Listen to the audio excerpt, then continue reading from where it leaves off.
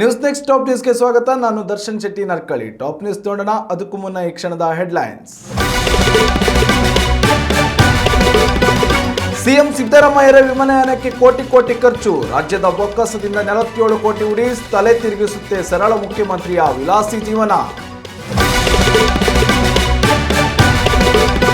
BPL card ನಿಯಮಾವಳಿಗಳಲ್ಲಿ ಮತ್ತಷ್ಟು ಕಠಿಣ ಕ್ರಮ. ಹೆಸರು ಸೇರ್ಪಡೆಗೆ ಆಧಾರ್, ವಿವಾಹ ನೋಂದಣಿ ಪತ್ರ ಕಡ್ಡಾಯ. ಸ್ವಯಂ ಅರ್ಜಿ ಸಲ್ಲಿಕೆಗೂ ಇದೆ ಅವಕಾಶ.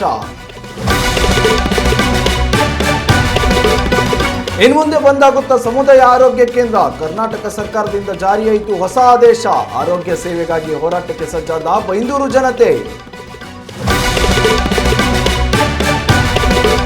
ಉಡುಪಿಯಲ್ಲಿ ಜಾರಿಯಾಯಿತು ವಿನೂತನ ಯೋಜನೆ. ಸರ್ಕಾರಿ ಶಾಲೆಗಳ ಶೌಚಾಲಯ ಸ್ವಚ್ಛತೆಗೆ ಹೈಟೆಕ್ ಸ್ಪರ್ಶ. ಗೋಪಾಡಿ ಉದ್ಯಮಿಯ ಕಾರ್ಯಕ್ಕೆ ಭಾರೀ ಜನ ಮೆಚ್ಚುಗೆ. ರಾಜ್ಯಾದ್ಯಂತ ಡೆವಿಲ್ ಸಿನಿಮಾ ಅದ್ಭುತ ಪ್ರದರ್ಶನ. ಬುಕ್ ಮೈ ಶೋನಲ್ಲಿ ರಿವ್ಯೂಗೆ ಇಲ್ಲ ಅವಕಾಶ. ನೆಗೆಟಿವ್ ರೇಟಿಂಗ್ ತಡೆಗೆ ಕೋರ್ಟ್ನಿಂದ ಸ್ಟೇ. ಮುಖ್ಯಮಂತ್ರಿ ಸಿದ್ದರಾಮಯ್ಯ ತಮ್ಮ ಪ್ರವಾಸಕ್ಕೆ ಹೆಲಿಕಾಪ್ಟರ್ ಅಥವಾ ವಿಮಾನಗಳನ್ನು ಬಳಕೆ ಮಾಡುವುದು ಸರ್ವೇ ಸಾಮಾನ್ಯ.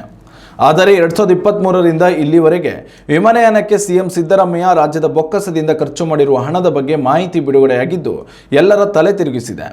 ವಿಧಾನ ಪರಿಷತ್ನಲ್ಲಿ ಬಿಜೆಪಿ ಸದಸ್ಯ ರವಿಕುಮಾರ್ ಸಿಎಂ ಸಿದ್ದರಾಮಯ್ಯ ಅವರ ವಿಮಾನಯಾನದ ಖರ್ಚಿನ ಕುರಿತಂತೆ ಚುಕ್ಕಿ ರಹಿತ ಪ್ರಶ್ನೆ ಕೇಳಿದರು. ಇದಕ್ಕೆ ಸದನದಲ್ಲೇ ಉತ್ತರ ನೀಡಿದ ಸರ್ಕಾರವು ಸಿಎಂ ಸಿದ್ದರಾಮಯ್ಯ ಈವರೆಗೆ ಬರೋಬ್ಬರಿ 47,28,24,347 ರೂಪಾಯಿ ವಿಮಾನಯಾನಕ್ಕೆ ಖರ್ಚು ಮಾಡಿದ್ದಾರೆ ಎನ್ನಲಾಗಿದೆ. ಹಣಕಾಸು ಖಾತೆಯ ಜವಾಬ್ದಾರಿ ತಾವೇ ಹೊತ್ತಿರುವ ಸಿಎಂ ಸಿದ್ದರಾಮಯ್ಯ ವಿಧಾನ ಪರಿಷತ್ನಲ್ಲಿ ರವಿಕುಮಾರ್ ಪ್ರಶ್ನೆಗೆ ತಾವೇ ಉತ್ತರ ನೀಡಿದ್ದಾರೆ. ರಾಜ್ಯದ ಬಹುತೇಕ ಪ್ರವಾಸಗಳಿಗೆ ಸಿಎಂ ಸಿದ್ದರಾಮಯ್ಯ ಹೆಲಿಕಾಪ್ಟರ್, ವಿಶೇಷ ವಿಮಾನ ಬಳಕೆ ಮಾಡಿದ್ದಾರೆ. ದೆಹಲಿ, ಹೈದರಾಬಾದ್, ಚೆನ್ನೈ ಸೇರಿದಂತೆ ವಿವಿಧೆಡೆ ಸಿಎಂ ವಿಮಾನ ಹಾಗೂ ಹೆಲಿಕಾಪ್ಟರ್ಗಳ ಮೂಲಕವೇ ಓಡಾಟ ನಡೆಸಿದ್ದಾರೆ. ಸಿಎಂ ಸಿದ್ದರಾಮಯ್ಯ ಸರ್ಕಾರದ ಬೊಕ್ಕಸದಿಂದ 47 ಕೋಟಿ ರೂಪಾಯಿ ಖರ್ಚು ಆಗಿದೆ. ಅದರಲ್ಲೂ 5 ಕೋಟಿಗೂ ಹೆಚ್ಚು ಹಣವನ್ನು ಮೈಸೂರು ಪ್ರವಾಸಕ್ಕೆ ಸಿಎಂ ಬಳಕೆ ಮಾಡಿದ್ದಾರೆ ಎಂದು ಸರ್ಕಾರ ವರದಿ ನೀಡಿದೆ. ರಾಜ್ಯದಲ್ಲಿ ಅನರ್ಹ ಬಿಪಿಎಲ್ ಕಾರ್ಡ್ ಫಲಾನುಭವಿಗಳ ವಿರುದ್ಧ ಸಮರ ಸಾರಿರುವ ರಾಜ್ಯ ಆಹಾರ ಇಲಾಖೆ ಈಗಾಗಲೇ ಲಕ್ಷಾಂತರ ಬಿಪಿಎಲ್ ಕಾರ್ಡ್ಗಳನ್ನು ರದ್ದುಗೊಳಿಸಿದೆ. ಅರ್ಹ ಫಲಾನುಭವಿಗಳಿಗೆ ಆಹಾರ ಭದ್ರತೆ ದೊರಕಲಿ ಎಂಬ ಉದ್ದೇಶದಿಂದ ಬಿಪಿಎಲ್ ಕಾರ್ಡ್ ನಿಯಮಾವಳಿಗಳನ್ನು ಮತ್ತಷ್ಟು ಕಠಿಣಗೊಳಿಸಲಾಗುತ್ತಿದೆ. ಇದೀಗ ಬಿಪಿಎಲ್ ಕಾರ್ಡ್ಗೆ ಹೊಸ ಸದಸ್ಯರ ಸೇರ್ಪಡೆಗೂ ಹಲವು ದಾಖಲೆಗಳನ್ನು ಸಲ್ಲಿಸುವುದು ಕಡ್ಡಾಯವಾಗಿದೆ. ಬಿಪಿಎಲ್ ಪಡಿತರ ಚೀಟಿಯಲ್ಲಿ ಇನ್ಮುಂದೆ ಹೊಸ ಸದಸ್ಯರನ್ನು ಸೇರ್ಪಡೆ ಮಾಡಲು ಜಾತಿ, ಆದಾಯ, ಆಧಾರ್ ಹಾಗೂ ವಿವಾಹ ನೋಂದಣಿ ಪ್ರಮಾಣ ಪತ್ರ ಸೇರಿದಂತೆ ಇನ್ನೂ ಅನೇಕ ದಾಖಲೆಗಳನ್ನು ಸಲ್ಲಿಸುವುದು ಕಡ್ಡಾಯವಾಗಿದೆ. ಇನ್ನು 6 ವರ್ಷ ಮೇಲ್ಪಟ್ಟವರನ್ನು ಪಡಿತರ ಕಾರ್ಡ್ಗೆ ಸೇರ್ಪಡೆ ಮಾಡಲು ಮಕ್ಕಳ ಜನನ ಪ್ರಮಾಣ ಪತ್ರ, ಆಧಾರ್ ಕಾರ್ಡ್, ಪೋಷಕರ ಆಧಾರ್ ಕಾರ್ಡ್ ಹಾಗೂ ತಂದೆ ತಾಯಿಯರ ಪಡಿತರ ಚೀಟಿಯ ಮೂಲ ದಾಖಲೆಗಳನ್ನು ಕಡ್ಡಾಯವಾಗಿ ಸಲ್ಲಿಸುವಂತೆ ಆಹಾರ ಇಲಾಖೆ ಮಾಹಿತಿ ನೀಡಿದೆ. ಇನ್ನು ಬೇರೆಡೆಗೆ ಮದುವೆಯಾಗಿ ಬರುವ ಮಹಿಳೆಯರು ಈ ಎಲ್ಲ ದಾಖಲೆಗಳ ಜೊತೆಗೆ ಹಳೆಯ ಕಾರ್ಡ್ನಿಂದ ತಮ್ಮ ಹೆಸರನ್ನು ತೆಗೆಸಿರುವ ದಾಖಲೆಯನ್ನು ಸಲ್ಲಿಸುವುದು ಕೂಡ ಕಡ್ಡಾಯವಾಗಿರಲಿದೆ. ಬೆಂಗಳೂರು 1 ಅಥವಾ ಸೈಬರ್ ಸೆಂಟರ್ಗಳಲ್ಲಿ ಸೂಕ್ತ ದಾಖಲೆಗಳನ್ನು ಸಲ್ಲಿಸುವ ಮೂಲಕ ಸ್ವಯಂ ಅರ್ಜಿ ಸಲ್ಲಿಕೆಗೂ ಅವಕಾಶ ನೀಡಲಾಗಿದೆ. ಇಲ್ಲಿ ದಿನಕ್ಕೆ 100 ರೋಗಿಗಳು ಬಂದು ಚಿಕಿತ್ಸೆ ಪಡೆದು ತೆರಳುತ್ತಾರೆ. ತಾಲೂಕು ಘೋಷಣೆಯಾಗಿ 16 ವರ್ಷಗಳ ಕಳೆದರೂ ಕೂಡ ಇಲ್ಲಿನ ಸಮುದಾಯ ಆಸ್ಪತ್ರೆ ತಾಲೂಕು ಆಸ್ಪತ್ರೆಯಾಗಿ ಪರಿವರ್ತನೆಯಾಗಿಲ್ಲ. ತಾಲೂಕು ಆಸ್ಪತ್ರೆಯ ಬೇಡಿಕೆ ಪೂರೈಸುವ ಮೊದಲೇ ಬೈಂದೂರು ಜನತೆಗೆ ಸರ್ಕಾರ ಹೊಸ ಶಾಕ್ ನೀಡಲು ಹೊರಟಿದೆ. ಏನದು ಶಾಕ್ ಅಂತೀರಾ? ಈ ಸ್ಟೋರಿಯನ್ನು ನೋಡಿ.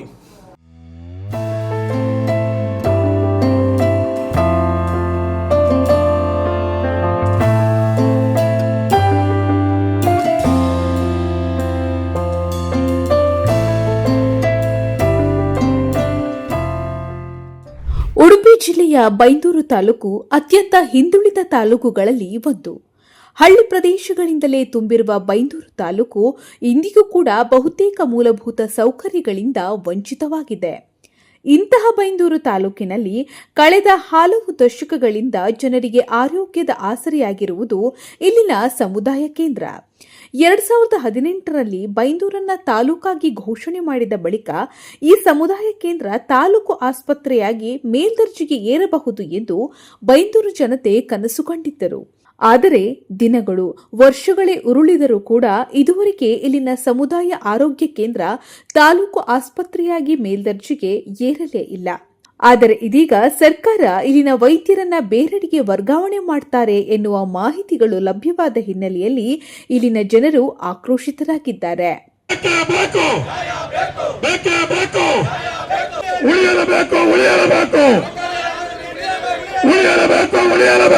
ನಾವೊಂದು ಈ ಒಂದು ಸಮುದಾಯ ಆರೋಗ್ಯ ಕೇಂದ್ರಕ್ಕೆ ಭೇಟಿ ಕೊಟ್ಟಾಗ ಇಲ್ಲಿಯ ಸಿಬ್ಬಂದಿಗಳು ನಮ್ಮ ಇಲ್ಲಿಯ ಸಮುದಾಯ ಆರೋಗ್ಯ ಕೇಂದ್ರ ಶಿಫ್ಟ್ ಆಗ್ತಾಯಿದೆ ಮತ್ತು ಇಲ್ಲಿಯ ಡಾಕ್ಟರ್ಗಳು ಟ್ರಾನ್ಸ್ಫರ್ ಆಗ್ತಾರೆ.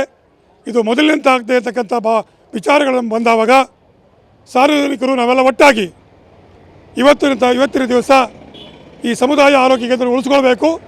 ಮತ್ತು ಅದರ ಜೊತೆಗೆ ಏನು ಬೈಂದೂರು ತಾಲೂಕಾಗಿದೆ ಇದನ್ನು ತಾಲೂಕು ಆಸ್ಪತ್ರೆಯಾಗಿ ಮಾಡಬೇಕು ಅಂತಕ್ಕಂಥ ಬೇಡಿಕೆಯನ್ನು ಇವತ್ತು ನಮ್ಮ ಜಿಲ್ಲಾ ಆರೋಗ್ಯಾಧಿಕಾರಿಗಳಿಗೆ ವಿನಂತಿಯನ್ನು ಮಾಡ್ತಾ ಇದ್ದೇವೆ. ಇಲ್ಲಿ ಹೆರಿಗೆಗಳು ಆಗ್ತಾ ಇಲ್ಲ, ಸರಿಯಾಗಿರ್ತಕ್ಕಂಥ ಮಕ್ಕಳಿಗಾಗಲಿ ಜನರಿಗಾಗಲಿ ಆರೋಗ್ಯಕ್ಕೆ ಸಂಬಂಧಪಟ್ಟ ಯಾವುದೇ ಶುಶ್ರೂಷೆಯನ್ನು ಕಾಲಕ್ಕೆ ಸರಿಯಾಗಿ ಕೊಡ್ತಾ ಇರತಕ್ಕಂಥದ್ದು ಸಾರ್ವಜನಿಕರ ಅಭಿಪ್ರಾಯ ಆಗಿದೆ. ಇಲ್ಲಿ ಆಂಬುಲೆನ್ಸ್ ಇದೆ, ಆಂಬುಲೆನ್ಸ್ ಸಹ ಇವತ್ತು ಕೆಲಸ ಮಾಡ್ತಾ ಇಲ್ಲ. ಯಾವುದೇ ಕಾರಣಕ್ಕೂ ಸಮುದಾಯ ಆರೋಗ್ಯ ಕೇಂದ್ರ ಇದು ಬೈಂದೂರಿನಲ್ಲೇ ಉಳಿಬೇಕು ಮತ್ತು ಹೆಚ್ಚಿನ ಫೆಸಿಲಿಟಿಯನ್ನು ಕೊಡಬೇಕು. ಇದು ತಾಲೂಕು ಆಸ್ಪತ್ರೆ ಆಗಬೇಕು ಅಂತಕ್ಕಂಥದ್ದು ನಮ್ಮೆಲ್ಲರ ಹೋರಾಟ ಅನ್ನುವಂಥ ವಿಚಾರವನ್ನು ಹೇಳ್ತಾ ಇದ್ದೇನೆ. ಸರ್ಕಾರದ ಹೊಸ ನಿಯಮದ ಪ್ರಕಾರ 30 ಹೆರಿಗೆಗಳು ನಡೆಯದ ಸಮುದಾಯ ಆರೋಗ್ಯ ಕೇಂದ್ರವನ್ನ ಜಿಲ್ಲಾ ಕೇಂದ್ರಕ್ಕೆ ವರ್ಗಾಯಿಸಬೇಕು ಎನ್ನುವ ಆದೇಶವಿದೆ. ಇಲ್ಲಿನ ವೈದ್ಯರು ವರ್ಗಾವಣೆಯಾದರೆ ಕೇವಲ ದಾದಿಯರು ಮಾತ್ರ ಇಲ್ಲಿನ ಸಮುದಾಯ ಆಸ್ಪತ್ರೆಯಲ್ಲಿ ಸೇವೆಗೆ ಲಭ್ಯವಿರುತ್ತಾರೆ ಎನ್ನುವ ಮಾಹಿತಿ ಜನರಿಗೆ ಆಘಾತ ನೀಡಿದೆ. ಇನ್ನು ಇಲ್ಲಿನ ಸಮುದಾಯ ಆರೋಗ್ಯ ಕೇಂದ್ರದಲ್ಲಿ ಬಹುತೇಕ ಎಲ್ಲಾ ವ್ಯವಸ್ಥೆಗಳು ಇದ್ದರೂ ಕೂಡ ಆಯಾ ವೈದ್ಯಕೀಯ ವಿಭಾಗಕ್ಕೆ ಬೇಕಾದ ತಜ್ಞರ ಕೊರತೆ ಹಲವು ವರ್ಷಗಳಿಂದ ಕಾಡ್ತಾ ಇತ್ತು. ಮುಖ್ಯವಾಗಿ ಹೆರಿಗೆ ಆಸ್ಪತ್ರೆಗೆ ಅನಸ್ತೇಷಿಯಾ ತಜ್ಞರ ಅವಶ್ಯಕತೆ ಅತಿ ಹೆಚ್ಚಾಗಿ ಇತ್ತು. ಆದರೆ ಇದುವರೆಗೆ ಸರ್ಕಾರ ಇಲ್ಲಿನ ಕೊರತೆಯನ್ನು ನೀಗಿಸುವ ಕೆಲಸ ಮಾಡಿಲ್ಲ. ಹಾಗಾಗಿ ಕಷ್ಟಕರವಾದ ಹೆರಿಗೆಯ ಸಂದರ್ಭದಲ್ಲಿ ಇಲ್ಲಿನ ಜನರು ಅನಿವಾರ್ಯವಾಗಿ ಖಾಸಗಿ ಆಸ್ಪತ್ರೆಯನ್ನು ಅವಲಂಬಿಸಬೇಕಾದಂತಹ ಪರಿಸ್ಥಿತಿ ಎದುರಾಗಿದೆ. ಇನ್ನು ಬೈಂದೂರು ಬಹುತೇಕ ಹಳ್ಳಿಗಾಡು ಪ್ರದೇಶವಾಗಿರುವ ಹಿನ್ನೆಲೆಯಲ್ಲಿ ಇಲ್ಲಿನ ಸರ್ಕಾರಿ ಆಸ್ಪತ್ರೆ ಜನರಿಗೆ ಜೀವಸೆಲೆಯಾಗಿದೆ. ಈ ಸಮುದಾಯ ಆಸ್ಪತ್ರೆಯನ್ನು ಮೇಲ್ದರ್ಜೆಗೆ ಏರಿಸಬೇಕು, ಯಾವುದೇ ಪರಿಸ್ಥಿತಿಯಲ್ಲಿಯೂ ಇಲ್ಲಿನ ವೈದ್ಯರನ್ನ ವರ್ಗಾವಣೆ ಮಾಡಬಾರದು ಎನ್ನುವುದು ಇಲ್ಲಿನ ಸ್ಥಳೀಯರ ಬೇಡಿಕೆ. ಸದ್ಯ ಈ ನಿಟ್ಟಿನಲ್ಲಿ ಜಿಲ್ಲಾ ಆರೋಗ್ಯ ಅಧಿಕಾರಿ ಜನರ ಬೇಡಿಕೆಯನ್ನ ಶೀಘ್ರದಲ್ಲೇ ಪರಿಶೀಲಿಸುವ ಭರವಸೆ ನೀಡಿದ್ದಾರೆ. ಬಂದೂರಿಗೆ ಈಗಾಗಲೇ ಇದ್ದಂಥ ಸಿಬ್ಬಂದಿಗಳನ್ನು ವರ್ಗಾವಣೆ ಮಾಡುವ ಯಾವುದೇ ಪ್ರಸ್ತಾವನೆ ಇಲ್ಲ. ಮೊದಲನೇದು ಅದು ವರ್ಗಾವಣೆ ಅಂದ್ರೆ ಏನು? ಸಮುದಾಯ ಆರೋಗ್ಯ ಕೇಂದ್ರದಿಂದ ಇವ್ರು ಹೋದ್ರೆ ಬೇರೆಯವ್ರು ಬರ್ತಾರೆ, ಇವರೇ ಇರ್ಬೇಕಂತೇನಿಲ್ಲ. ಒಬ್ಬ ಸ್ತ್ರೀರೋಗ ತಜ್ಞರು ಬರ್ಬೇಕಾ? ಬರ್ತಾರೆ. ಒಬ್ಬ ಮಕ್ಕಳ ತಜ್ಞರು ಬರ್ಬೇಕಾ? ಬರ್ತಾರೆ. ಒಬ್ಬ ಅನಸ್ಥೆಟಿಸ್ಟ್ ಬರ್ಬೇಕಾ? ಬರ್ತಾರೆ. ಇದರಲ್ಲಿ ಒಬ್ಬರು ಯಾರಾದ್ರೂ ಇಲ್ಲ ಅಂದ್ರೆ ನಮ್ಮ NHM ಅಡಿಯಲ್ಲಿ ನಾವು ಅವ್ರ ಗುತ್ತಿಗೆ ಆಧಾರದ ಮೇಲೂ ಕೊಡ್ತೀವಿ. ನಾವು ಈಗಾಗಲೇ ಸರಿಪಡಿಸಿದ್ದೀವಿ. ಯಾವುದು ಬೈಂದೂರು ಇರ್ಬೋದು, ಕೋಟ ಇರ್ಬೋದು, ಕಾರ್ಕಳ ಇರ್ಬೋದು, ಬ್ರಹ್ಮಾವರ ಎಲ್ಲಾನು ಸುಧಾರಣೆ ಮಾಡಿದ್ದೀವಿ. ಬೈಂದೂರಿಗೆ ಇಲ್ಲಿ ವೈದ್ಯಾಧಿಕಾರಿಗಳ ಜೊತೆನೂ ಸಾಕಷ್ಟು ಸಾರಿ ಮಾತಾಡಿದ್ದೀವಿ. ಇನ್ನೊಂದು 2-3 ತಿಂಗಳಲ್ಲಿ ಈ ಆಸ್ಪತ್ರೆಯಲ್ಲಿ ಹೆರಿಗೆಗಳು 30ಕ್ಕಿಂತ ಹೆಚ್ಚಿಗೆ ಆಗ್ತವೆ. ಸಿಜೇರಿಯನ್ ಅಂತೂ ಈಗ ಸ್ಟಾರ್ಟ್ ಮಾಡಿಸಿದ್ದೀವಿ. 8 ಆಯ್ತಾ? ಹೋದ ತಿಂಗಳು 8 ಆಗಿದೆ. 1 ಆಗ್ತಾ ಇರಲಿಲ್ಲ, 8 ಆಗಿದೆ. ಈಗ ನಾಳೆ 3 ಇದೆ, ಸ್ಟಾರ್ಟ್ ಆಗಿದೆ ಪ್ರೊಸೆಸ್. ಒಮ್ಮೆಗಳನ್ನ ಎಲ್ಲಾನು ಬಂದು ಮೇಲ್ಗಡೆ ಕೂತ್ಕೊಳ್ಳೋಕ್ಕಾಗಲ್ಲ, ನಿಧಾನವಾಗಿ ಆಗ್ತಾ ಇದೆ. ಡೆಫಿನೆಟ್ ಆಗಿ ಇದು ಸಮುದಾಯ ಆರೋಗ್ಯ ಕೇಂದ್ರ ತಾಲೂಕು ಆಸ್ಪತ್ರೆ. ತಾಲೂಕು ಆಗಿದೆ ಅಂದ್ರೆ ತಾಲೂಕು ಆಸ್ಪತ್ರೆ ಆಗಲೇಬೇಕಲ್ಲ. ಒಟ್ಟಾರೆಯಾಗಿ ಬೈಂದೂರು ಸಮುದಾಯ ಆರೋಗ್ಯ ಕೇಂದ್ರ ಎನ್ನುವುದು ಇಲ್ಲಿನ ಜನರ ಅತಿ ಅಗತ್ಯತೆಗಳಲ್ಲಿ ಒಂದು. ಇಲ್ಲಿಗೆ ಬೇಕಾದ ತಜ್ಞರ ನೇಮಕಾತಿಯ ಜೊತೆಗೆ ಆಸ್ಪತ್ರೆಯನ್ನ ಮೇಲ್ದರ್ಜೆಗೆ ಏರಿಸಿದರೆ ಇಲ್ಲಿನ ಜನರ ಅವಶ್ಯಕತೆಗೆ ಇದು ದೊಡ್ಡ ಕೊಡುಗೆಯಾಗಲಿದೆ ಎನ್ನುವುದು ನಮ್ಮ ಆಶಯ. ಒಟ್ಟಾರೆಯಾಗಿ ಹೇಳಲಿಕ್ಕೆ ಹೋದ್ರೆ ಬೈಂದೂರು ತಾಲೂಕು ಘೋಷಣೆ ಆದ ಬಳಿಕವೇ ಈ ಆಸ್ಪತ್ರೆ ಏನಿದೆ, ಸಮುದಾಯ ಆರೋಗ್ಯ ಕೇಂದ್ರ ಏನಿದೆ, ಅದು ತಾಲೂಕು ಆಸ್ಪತ್ರೆಯಾಗಿ ಘೋಷಣೆಯಾಗಿ ಅದಕ್ಕೆ ಬೇಕಾದಂತ ವ್ಯವಸ್ಥೆಗಳು, ಪೂರಕ ವ್ಯವಸ್ಥೆಗಳು ಮಾಡಬೇಕಾಗಿತ್ತು. ಆದ್ರೆ ಇದುವರೆಗೆ ಮಾಡಲಿಲ್ಲ. ಆದ್ರೆ ಹೊಸ ಸುತ್ತೋಲೆಯ ಪ್ರಕಾರ ಇದನ್ನ ಇಲ್ಲಿರುವಂತ ವೈದ್ಯರನ್ನ ವರ್ಗಾಯಿಸ್ತಿರುವುದು ಸರಿಯಲ್ಲ ಅನ್ನುವಂಥದ್ದು ಇಲ್ಲಿನ ಸಾರ್ವಜನಿಕರು ಹೇಳ್ತಾ ಇರುವಂತ ಮಾತು. ಅಶ್ವಥಾಚಾರ್ಯ, ನ್ಯೂಸ್ ನೆಕ್ಸ್ಟ್, ಉಡುಪಿ. ಹಿಂದೆಲ್ಲ ಶಾಲೆಗೆ ತೆರಳುವ ಮಕ್ಕಳಿಗೆ ಶಿಕ್ಷಣದ ಜೊತೆಗೆ ಜೀವನ ಮೌಲ್ಯಗಳನ್ನು ತಿಳಿ ಹೇಳಲಾಗುತ್ತಿತ್ತು. ವಿದ್ಯೆಯ ಜೊತೆಗೆ ಶುಚಿತ್ವದ ಪಾಠವನ್ನು ಬೋಧಿಸಲಾಗುತ್ತಿತ್ತು. ಆದ್ರೀಗ ಸರ್ಕಾರಿ ಶಾಲೆಗಳಲ್ಲಿನ ಸ್ವಚ್ಛತೆಯ ಕೊರತೆಯಿಂದಾಗಿ ಮಕ್ಕಳು ಅನಾರೋಗ್ಯಕ್ಕೆ ತುತ್ತಾಗುತ್ತಿದ್ದಾರೆ. ಆದರೆ ಇನ್ಮುಂದೆ ಸರ್ಕಾರಿ ಶಾಲೆಗಳಲ್ಲಿನ ಶೌಚಾಲಯಗಳಲ್ಲಿ ಸ್ವಚ್ಛತೆಯ ಕೊರತೆ ಆಗುವುದಿಲ್ಲ. ಉದ್ಯಮಿಯವರ ದೂರದೃಷ್ಟಿತ್ವದ ಯೋಜನೆಯೊಂದು ಸರ್ಕಾರಿ ಶಾಲೆಗಳ ಶೌಚಾಲಯವನ್ನು ಸ್ವಚ್ಛಾಲಯವನ್ನಾಗಿ ಪರಿವರ್ತಿಸಿದೆ. ಅಷ್ಟಕ್ಕೂ ಏನಿದೆ ಯೋಜನೆ ಅನ್ನೋ ಕುತೂಹಲನ? ಹಾಗಾದರೆ ಈ ಸ್ಟೋರಿ ನೋಡಿ. ಉಡುಪಿ ಜಿಲ್ಲೆ ಈ ಮೊದಲಿನಿಂದಲೂ ಗುಣಮಟ್ಟದ ಶಿಕ್ಷಣಕ್ಕೆ ಹೆಸರುವಾಸಿಯಾದ ಜಿಲ್ಲೆ. ಇಲ್ಲಿಗೆ ಗುಣಮಟ್ಟದ ಶಿಕ್ಷಣವನ್ನು ಅರಸಿ ಹೊರ ಜಿಲ್ಲೆಯಿಂದ ಪ್ರತಿ ವರ್ಷವೂ ನೂರಾರು ವಿದ್ಯಾರ್ಥಿಗಳು ಬರ್ತಾರೆ. ಇನ್ನು ಇಲ್ಲಿ ಸರ್ಕಾರಿ ಶಾಲೆಗಳು ಕೂಡ ಖಾಸಗಿ ಶಾಲೆಗಳಿಗೆ ಟಕ್ಕರ್ ನೀಡುವಂತೆ ವ್ಯವಸ್ಥೆ ಕಲ್ಪಿಸಿರೋದು ಗಮನಾರ್ಹವಾದ ವಿಚಾರ. ಇನ್ನು ಈ ಜಿಲ್ಲೆಯಲ್ಲಿ ಈ ಹಿಂದೆ ಶಿಕ್ಷಣದ ಜೊತೆಗೆ ಮಕ್ಕಳಿಂದಲೇ ಶಾಲೆಯ ಶುಚಿತ್ವದ ಮಾಡಿಸುವ ಮೂಲಕ ಶುಚಿತ್ವದ ಮಹತ್ವದ ಪಾಠ ಮಾಡಲಾಗ್ತಾ ಇತ್ತು. ಆದರೆ ಇತ್ತೀಚೆಗಿನ ಮಕ್ಕಳ ಹಕ್ಕು ಮತ್ತು ಪೋಷಕರ ಬೇಡಿಕೆ ಹಿನ್ನೆಲೆಯಲ್ಲಿ ಈ ಶುಚಿತ್ವದ ಪ್ರಾಕ್ಟಿಕಲ್ ಪಾಠ ನಿಂತು ಹೋಗಿದೆ. ಇದು ಖಾಸಗಿ ಶಾಲೆಗಳಿಗೆ ಯಾವುದೇ ಸಮಸ್ಯೆಯಾಗದಿದ್ರೂ ಕೂಡ ಸರ್ಕಾರಿ ಶಾಲೆಗಳಿಗೆ ಶುಚಿತ್ವದ ಸಮಸ್ಯೆ ಬೆಟ್ಟದಂತೆ ಕಾಡತೊಡಗಿದೆ. ಮುಖ್ಯವಾಗಿ ಶಾಲೆಯ ಶೌಚಾಲಯಗಳು ಸ್ವಚ್ಛತೆ ಇಲ್ಲದ ಕಾರಣ ವಿದ್ಯಾರ್ಥಿನಿಯರು ಅನಾರೋಗ್ಯಕ್ಕೆ ಈಡಾಗುವ ಸಮಸ್ಯೆಗಳು ಹೆಚ್ಚಾಗ್ತಾ ಇದೆ. ಈ ಸಮಸ್ಯೆ ಸರ್ಕಾರದ ಕಣ್ಣಿಗೆ ಬೀಳದೇ ಇದ್ರೂ ಕೂಡ ಉದ್ಯಮಿಯೋರ್ವರ ಕಣ್ಣಿಗೆ ಬಿದ್ದಿದೆ. ಇಂತಹ ಸನ್ನಿವೇಶದಲ್ಲಿ ಹೆಸರಾಂತ ಹೋಟೆಲ್ ಉದ್ಯಮಿ ಗೋಪಾಡಿ ಶ್ರೀನಿವಾಸ್ ರಾವ್ ಅವರು ಮೊದಲ ಬಾರಿಗೆ ಸರ್ಕಾರಿ ಶಾಲೆಗಳ ಶೌಚಾಲಯಗಳನ್ನು ಸ್ವಚ್ಛವಾಗಿ ನಿರ್ವಹಿಸಲು ಮಾದರಿಯಾದ ಅಭಿಯಾನವನ್ನ ಕೈಗೊಂಡಿದ್ದಾರೆ.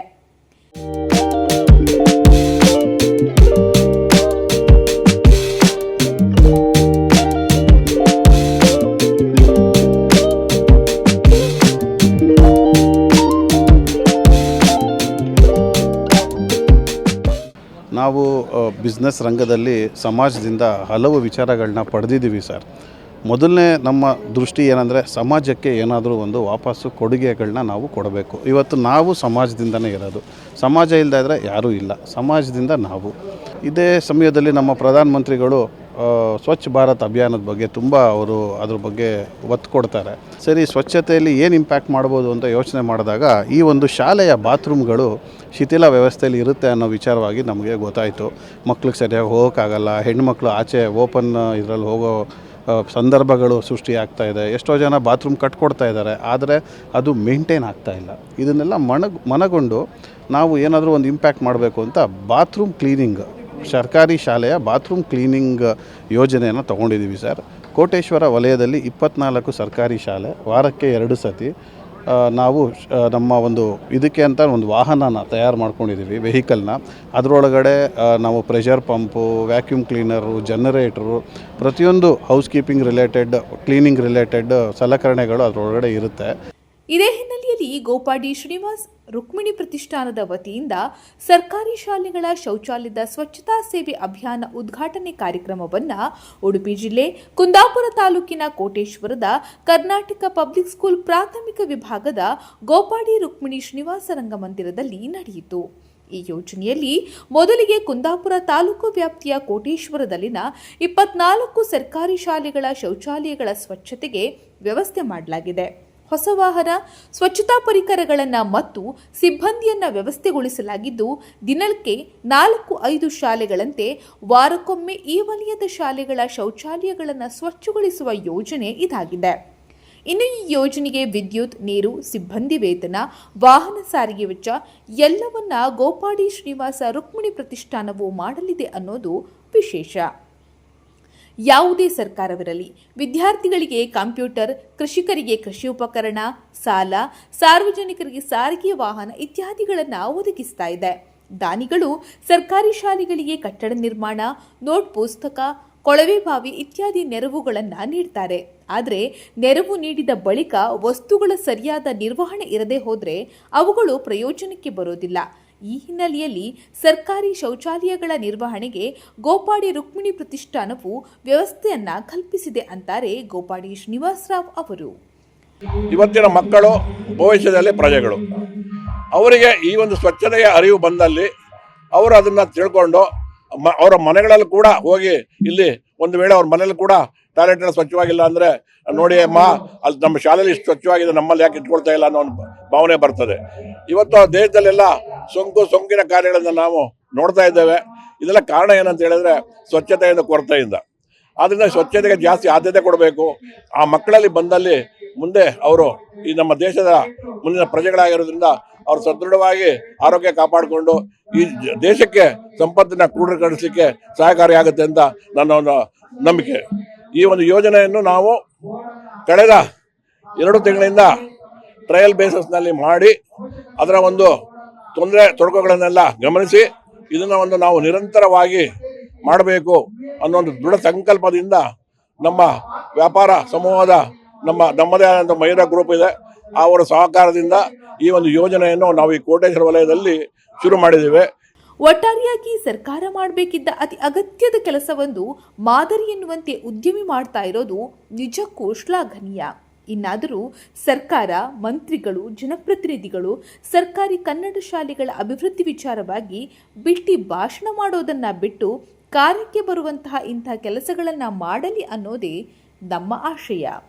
Ashwath Acharya, news next, Udupi. CM Siddaramaiah ನೇತೃತ್ವದಲ್ಲಿ ಬೆಳಗಾವಿಯ ಸುವರ್ಣಸೌಧದಲ್ಲಿ ಸಚಿವ ಸಂಪುಟ ಸಭೆ ನಡೆಸಲಾಗಿದೆ. ಈ ಸಭೆಯಲ್ಲಿ ಬಹುನಿರೀಕ್ಷಿತ ಒಳ ಮೀಸಲಾತಿ ಅಡಿಯಲ್ಲಿ ಬಡ್ತಿ ನೀಡುವುದು ಹಾಗೂ ಚಿನ್ನಸ್ವಾಮಿ ಕ್ರೀಡಾಂಗಣದಲ್ಲಿ ಕ್ರಿಕೆಟ್ ಪಂದ್ಯ ಆಡಿಸುವುದು ಸೇರಿದಂತೆ ಹಲವು ಪ್ರಮುಖ ವಿಚಾರಗಳಿಗೆ ಕ್ಯಾಬಿನೆಟ್ ಸಮ್ಮತಿ ನೀಡಿದೆ. ಆದರೆ ವಿವಿಧ ಷರತ್ತುಗಳನ್ನು ವಿಧಿಸಲಾಗಿದೆ. SC/ST ಒಳ ಮೀಸಲಾತಿ ವಿಚಾರದಲ್ಲಿ ನ್ಯಾಯಾಲಯಕ್ಕೆ ಹೊಸ ಅಫಿಡವಿಟ್ ಸಲ್ಲಿಕೆಗೆ ಕ್ಯಾಬಿನೆಟ್ ನಿರ್ಧರಿಸಿದೆ. ಅಲೆಮಾರಿ ಸಮುದಾಯವನ್ನು ಬಲ ಅಥವಾ ಎಡ ಸಮುದಾಯಗಳ ಪಂಗಡಕ್ಕೆ ಸೇರಿಸಲು ಚರ್ಚೆ ನಡೆದಿತ್ತು. ಆದರೆ ಇದಕ್ಕೆ ಸಂಪುಟ ಸಭೆಯಲ್ಲಿ ಸಮ್ಮತಿ ಸಿಗದ ಕಾರಣ ಯಾವುದೇ ಬದಲಾವಣೆ ಇಲ್ಲದೆ ಮೊದಲಿದ್ದಂತೆ ಜಾರಿಗೆ ನಿರ್ಣಯ ಕೈಗೊಳ್ಳಲಾಗಿದೆ. RCB ವಿಜಯೋತ್ಸವದ ದುರಂತದ ಬಳಿಕ ಯಾವುದೇ ಪಂದ್ಯ ಚಿನ್ನಸ್ವಾಮಿ ಕ್ರೀಡಾಂಗಣದಲ್ಲಿ ಆಯೋಜನೆಗೊಳ್ಳದಿರುವುದು ಕ್ರಿಕೆಟ್ ಅಭಿಮಾನಿಗಳಿಗೆ ಭಾರಿ ನಿರಾಶೆಗೆ ಕಾರಣವಾಗಿತ್ತು. ಆದರೆ ಸಂಪುಟ ಸಭೆಯಲ್ಲಿ ಚಿನ್ನಸ್ವಾಮಿ ಕ್ರೀಡಾಂಗಣದಲ್ಲಿ ಕ್ರಿಕೆಟ್ ಆಡಿಸಲು ಹಸಿರು ನಿಶಾನೆ ದೊರಕಿದೆ. ನಿವೃತ್ತ ನ್ಯಾಯಮೂರ್ತಿ ಪುನಃ ವರದಿ ಅಳವಡಿಸಿಕೊಂಡು ಕ್ರಿಕೆಟ್ ಮ್ಯಾಚ್ ಆಡಿಸುವ ಜವಾಬ್ದಾರಿಯನ್ನು ಗೃಹ ಇಲಾಖೆಗೆ ನೀಡಲಾಗಿದೆ. ಇನ್ನುಳಿದಂತೆ ರಾಜ್ಯ ರಸ್ತೆ ಸುರಕ್ಷತಾ ತಿದ್ದುಪಡಿ ವಿಧೇಯಕ ಮಂಡಿಸಲಿದ್ದು ಎಲ್ಲ ಮಾದರಿಯ ವಾಹನಗಳಿಗೆ 1,000 ರೂಪಾಯಿ ಸೆಸ್ ವಿಧಿಸಲಾಗಿದೆ. 307 ಕೋಟಿ ರೂಪಾಯಿ ವೆಚ್ಚದಲ್ಲಿ ಸಿಲ್ಕ್ ರಸ್ತೆ ಜಂಕ್ಷನ್ನಿಂದ KR ಪುರದವರೆಗೆ ಜಾಗತಿಕ ಮಟ್ಟದ ರಸ್ತೆ ನಿರ್ಮಾಣಕ್ಕೆ ಸಂಪುಟ ಒಪ್ಪಿಗೆ ಸೂಚಿಸಿದೆ. ಖಾಸಗಿ ಆಂಬ್ಯುಲೆನ್ಸ್ಗಳ ನಿಯಂತ್ರಣ ಹಾಗೂ ಸಂಚಾರಿ ವೈದ್ಯಕೀಯ ಘಟಕಗಳನ್ನು ಖಾಸಗಿ ವೈದ್ಯಕೀಯ ಸಂಸ್ಥೆ ಎಂದು ನೋಂದಾಯಿಸಲು ಕರ್ನಾಟಕ ರಾಜ್ಯ ಖಾಸಗಿ ವೈದ್ಯಕೀಯ ಸಂಸ್ಥೆಗಳ ವಿಧೇಯಕ 2025ಕ್ಕೆ ಸೇರಿದಂತೆ ಅನೇಕ ವಿಧೇಯಕಗಳಿಗೆ ಸಂಪುಟ ಒಪ್ಪಿಗೆ ನೀಡಿದೆ. ಚಾಲೆಂಜಿಂಗ್ ಸ್ಟಾರ್ ದರ್ಶನ್ ಮತ್ತೊಮ್ಮೆ ಬಾಕ್ಸ್ ಆಫೀಸಿನ ಸುಲ್ತಾನ ಎನಿಸುವ ಎಲ್ಲ ಲಕ್ಷಣಗಳು ಎದ್ದು ಕಾಣುತ್ತಿದೆ. ದರ್ಶನ್ ಅಭಿನಯದ ಬಹುನಿರೀಕ್ಷಿತ ಡೆವಿಲ್ ಸಿನಿಮಾ ಮೊದಲ ದಿನದ ಪ್ರದರ್ಶನ ಅದ್ದೂರಿಯಾಗಿ ನಡೆದಿದ್ದು ಕೋಟಿ ಹಣ ಬಾಚಿಕೊಳ್ಳುವಲ್ಲಿ ಯಶಸ್ವಿಯಾಗಿದೆ. ಈ ಎಲ್ಲದರ ನಡುವೆ ಸಿನಿಮಾ ಬಗ್ಗೆ ನೆಗೆಟಿವ್ ರಿವ್ಯೂ ತಡೆಗಟ್ಟಲು ಚಿತ್ರತಂಡ ಕೋರ್ಟ್ ಮೆಟ್ಟಿಲೇರಿದೆ. ಸಾಮಾನ್ಯವಾಗಿ ಬುಕ್ ಮೈ ಶೋನಲ್ಲಿ ಸಿನಿಮಾ ಟಿಕೆಟ್ ಬುಕ್ ಮಾಡಿದವರಿಗೆ ಚಿತ್ರದ ಬಗ್ಗೆ ರಿವ್ಯೂ ಹಾಗೂ ರೇಟಿಂಗ್ ನೀಡಲು ಅವಕಾಶ ಇರುತ್ತದೆ. ಇದೇ ರೇಟಿಂಗ್ ಆಧರಿಸಿ ಅನೇಕರು ಸಿನಿಮಾ ನೋಡಬೇಕೋ ಬೇಡವೋ ಅಂತ ಡಿಸೈಡ್ ಮಾಡ್ತಾರೆ. ಆದರೆ ಇದೇ ಮೊದಲ ಬಾರಿಗೆ ಬುಕ್ ಮೈ ಶೋನಲ್ಲಿ ಡೆವಿಲ್ ಸಿನಿಮಾಗೆ ರಿವ್ಯೂ ಕೊಡಲು ಸಾಧ್ಯವಾಗುತ್ತಿಲ್ಲ. ಡೆವಿಲ್ ಸಿನಿಮಾಗೆ ನೆಗೆಟಿವ್ ರಿವ್ಯೂ ಕೊಡಬೇಕು ಎಂಬ ದುರುದ್ದೇಶದಿಂದಲೇ ಟಿಕೆಟ್ ಮಾಡುವವರು ಅನೇಕರಿದ್ದಾರೆ. ಹೀಗಾಗಿ ಕೋರ್ಟ್ನಿಂದ ಸ್ಟೇ ತರುವ ಮೂಲಕ ಬುಕ್ ಮೈ ಶೋನಲ್ಲಿ ರೇಟಿಂಗ್ ಹಾಗೂ ರಿವ್ಯೂ ಆಯ್ಕೆಯನ್ನು ಸ್ಥಗಿತಗೊಳಿಸಿರುವುದಾಗಿ ಚಿತ್ರತಂಡ ಮಾಹಿತಿ ನೀಡಿದೆ. ಕಮ್ಮಿ ರೇಟಿಂಗ್ ಇದ್ದಾಗ ಸಿನಿಮಾ ನೋಡುವವರ ಸಂಖ್ಯೆ ಕಡಿಮೆ ಆಗುತ್ತದೆ. ಇದರಿಂದ ಸಿನಿಮಾ ಕಲೆಕ್ಷನ್ ಮೇಲೆ ನೇರ ಪರಿಣಾಮ ಬೀರುವ ಹಿನ್ನೆಲೆಯಲ್ಲಿ ಚಿತ್ರತಂಡ ಈ ನಿರ್ಧಾರಕ್ಕೆ ಬಂದಿದೆ. ಬುಕ್ ಮೈ ಶೋ ವೆಬ್ಸೈಟ್ನಲ್ಲಿ ಡೆವಿಲ್ ಸಿನಿಮಾದ ರೇಟಿಂಗ್ ಜಾಗದಲ್ಲಿ ಕೋರ್ಟ್ನ ಆದೇಶದಂತೆ ರೇಟಿಂಗ್ ಹಾಗೂ ವಿಮರ್ಶೆಗಳನ್ನು ನಿಷ್ಕ್ರಿಯಗೊಳಿಸಲಾಗಿದೆ ಎಂದು ಬರೆಯಲಾಗಿದೆ. ಕನ್ನಡ ಚಿತ್ರರಂಗದ ಇತಿಹಾಸದಲ್ಲಿಯೇ ಡೆವಿಲ್ ಸಿನಿಮಾ ಚಿತ್ರತಂಡ ಈ ಹೊಸ ಪ್ರಯತ್ನ ಮಾಡಿದೆ. ಮುಂದಿನ ದಿನಗಳಲ್ಲಿ ಬೇರೆ ಚಿತ್ರತಂಡಗಳು ಕೂಡ ಇದೇ ಹಾದಿಯನ್ನು ಅನುಸರಿಸುವ ಮೂಲಕ ನೆಗೆಟಿವ್ ರಿವ್ಯೂಗಳಿಂದ ಪಾರಾಗಲು ಪ್ಲಾನ್ ಮಾಡಿದ್ರೂ ಆಶ್ಚರ್ಯವಿಲ್ಲ. ಟೀಂ ಇಂಡಿಯಾ ಹಾಗೂ ದಕ್ಷಿಣ ಆಫ್ರಿಕಾ ತಂಡದ ನಡುವೆ ನಡೆಯುತ್ತಿರುವ T20 ಸರಣಿಯ 2ನೇ ಪಂದ್ಯದಲ್ಲಿ ಟೀಂ ಇಂಡಿಯಾ ಸೋಲನ್ನು ಅನುಭವಿಸಿದೆ. ಕಟಕ್ನಲ್ಲಿ ನಡೆದ ಮೊದಲನೇ ಪಂದ್ಯದಲ್ಲಿ ಟೀಂ ಇಂಡಿಯಾ ದಕ್ಷಿಣ ಆಫ್ರಿಕಾ ತಂಡವನ್ನು ಬರೋಬ್ಬರಿ 101 ರನ್ಗಳ ಅಂತರದಲ್ಲಿ ಸೋಲಿಸಿತು. ಆದರೆ 2ನೇ ಪಂದ್ಯದಲ್ಲಿ ಟೀಂ ಇಂಡಿಯಾ 51 ರನ್ಗಳ ಅಂತರದಲ್ಲಿ ಸೋಲನ್ನು ಕಂಡಿದೆ. ಕಳೆದ ಬಾರಿಯ ಪಂದ್ಯದಂತೆ ಈ ಬಾರಿಯೂ ಟಾಪ್ ಆರ್ಡರ್ ಬ್ಯಾಟರ್ಗಳ ವೈಫಲ್ಯ ಈ ಸೋಲಿಗೆ ಕಾರಣವಾಗಿದೆ. ಟೀಂ ಇಂಡಿಯಾ ನಾಯಕ ಸೂರ್ಯಕುಮಾರ್ ಹಾಗೂ ಉಪನಾಯಕ ಶುಭ್ಮನ್ ಗಿಲ್ ಅವರ ಹೀನಾಯ ಪ್ರದರ್ಶನದಿಂದ ಟೀಂ ಇಂಡಿಯಾ ಸೋಲನ್ನು ಅನುಭವಿಸಿದೆ. ಕಳೆದೊಂದು ವರ್ಷದಿಂದ ಇಬ್ಬರು ಆಟಗಾರರು T20 ಪಂದ್ಯಾಟದಲ್ಲಿ ಅತ್ಯಂತ ಕಳಪೆ ಪ್ರದರ್ಶನ ನೀಡುತ್ತಲೇ ಬರುತ್ತಿದ್ದಾರೆ.